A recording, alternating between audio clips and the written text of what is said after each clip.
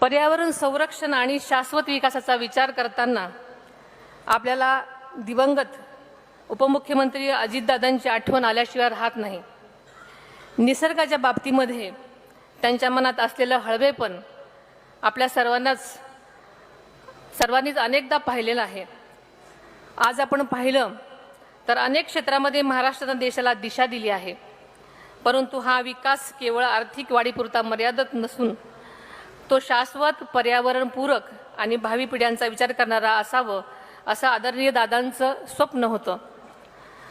माझी वसुंधरा अभियान हा राज्य शासनाच्या पर्यावरण बदल विभागातर्फे राज्यात राबवण्यात येणारा अनोखा असा एकात्मिक असा उपक्रम आहे।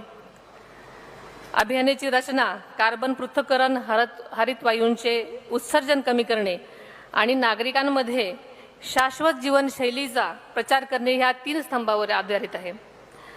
महाराष्ट्र हे कृषीप्रधान राज्य आहे। शेती असंच क्षेत्र आहे की ज्याची निर्भरता ही निसर्गावर अवलंबून आहे।